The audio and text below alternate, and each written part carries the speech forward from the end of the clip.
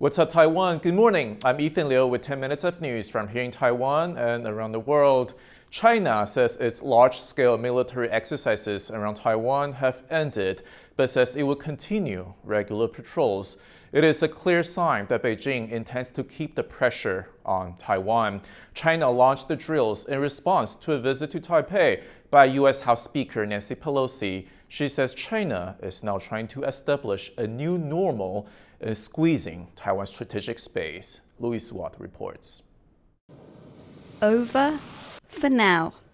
A week after China began unprecedented large-scale military exercises around Taiwan, it announced the sea and air drills had ended. But Chinese media suggests the country has no intention of letting up its pressure on Taiwan, which China claims as its own and vows to one day control. 战区部队将紧盯台海形势变化，持续开展练兵备战，常态组织台海方向战备警巡，坚决捍卫国家主权和领土完整。 China's exercises in 6 areas around Taiwan came in the wake of the visit to Taipei of U.S. House Speaker Nancy Pelosi, the highest-level U.S. official to step foot in Taiwan in 25 years. Pelosi condemned China's show of force. What we saw with China was they were trying to establish sort of a new normal, and we just can't let that happen. In response to China's drills, Taiwan's military released this video of its forces carrying out anti-invasion exercises. It shows Chinese warships at close quarters in the Taiwan Strait. Taiwanese officials say China has used Pelosi's visit as an excuse to prepare for an invasion. And they're hoping for more weapons. Pelosi's delegation says arms sales were discussed, and they're taking steps to process weapons deals more quickly. Countries including the US and Britain have spoken out against what they call Beijing's increasingly aggressive behaviour in recent months. But it doesn't seem like their words will be much of an impediment to China carrying out such exercises again. Chris Ma and Louise Watt for TaiwanPlus. Taiwan's Coast Guard on the outlying islands of Jinmen is dealing with an increasing number of incursions into its waters by Chinese sand dredgers. Authorities say China is using the stolen sand to reclaim land across the water in the nearby city of Xiamen. Rick Laward reports. Sand, an unlikely weapon in China's tool chest of tactics to intimidate Taiwan. Here in Jinmen, which lies just kilometers off the Chinese coast, authorities say China is taking sand from its waters and using it to reclaim land, effectively reducing the distance between Taiwan and China by 4 kilometers. The Taiwanese Coast Guard have been playing a game of cat and mouse with the intruders.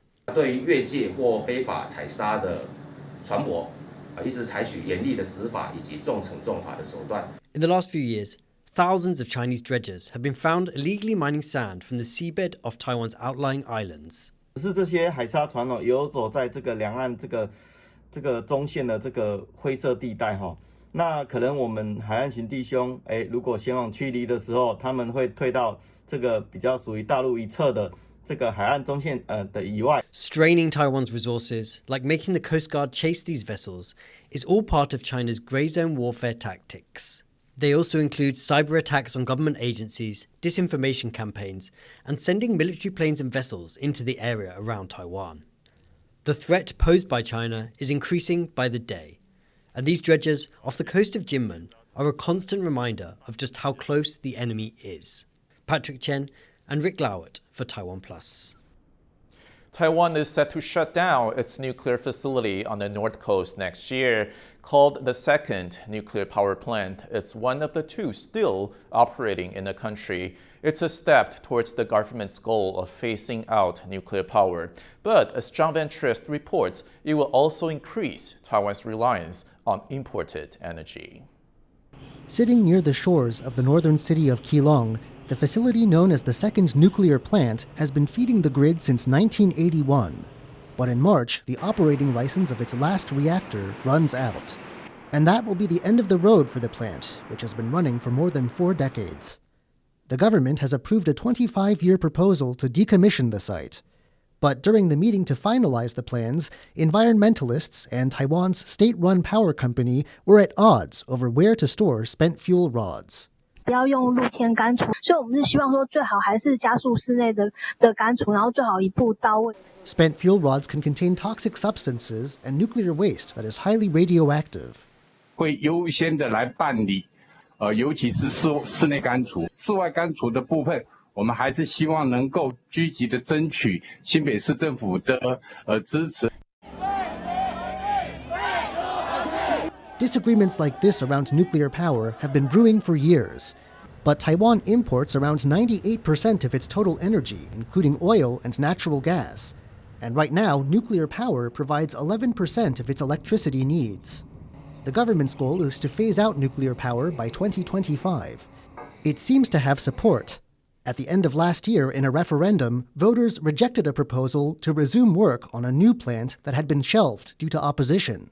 The second nuclear plant's shutdown next year will leave just one functioning facility. And with a looming global energy crisis that's likely to impact Taiwan, the nuclear issue is one that promises to remain contentious. Klein Wang and John Van Trieste for TaiwanPlus.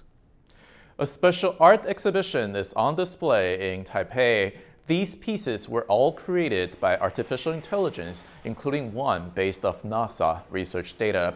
The brainchild of a Turkish group called Ouch, 3 pieces were created specifically for the Taiwan show, incorporating local music and ocean views. The exhibition runs through mid-September in the capital's Huashan 1914 Creative Park.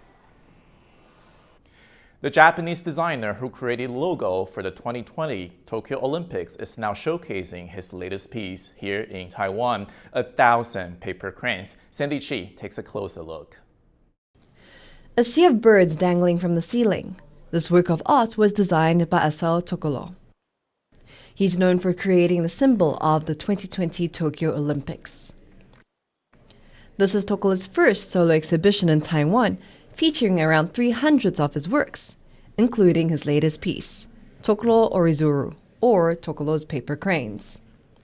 It's made up of 1,000 origami birds folded by Taiwanese nationals to convey blessings to the world. According to a Japanese legend, anyone who folds 1,000 paper cranes is granted a wish. まず一つはこれだけの数をまだ日本でやったことがありません。で、すごくこんな数ができるとも思ってなかったですし、逆に台湾でこれができたってことを日本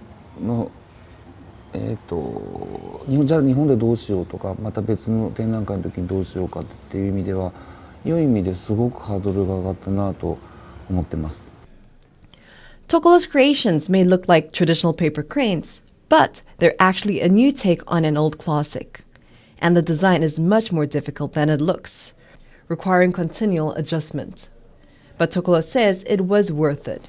He's made innovations that will pave the way for future designs. He's also inviting visitors to fold their own paper cranes so they can feel more connected to the theme. I think it's very interesting because it's not just letting us to see the expedition or see his artwork.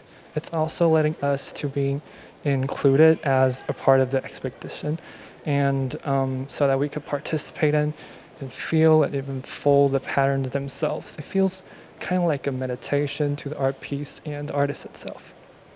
For Asao Tokolo, the hope is that these paper cranes can help heal the world. 大きな断絶を見るときに、言葉ができる人っていうのは言葉でコメントをしたりとか訴えたりとかすると思うんだけど、僕はできないので、何かつなげるっていうことを諦めたくないって時に、僕は図形でつなげるということを始めました。For now, Tokolo is connecting with the people of Taiwan, one paper crane at a time. Aznaya Zhou and Sandy Chi for TaiwanPlus. Thank you for watching What's Up Taiwan. Remember to download the TaiwanPlus app for more stories from Taiwan and around the world. Finally, today we leave you with images of flamingos at the Taipei Zoo. Every morning, they're let out into an open area where the visitors can see them. I'm Ethan Liu. Take care, and I'll see you next time.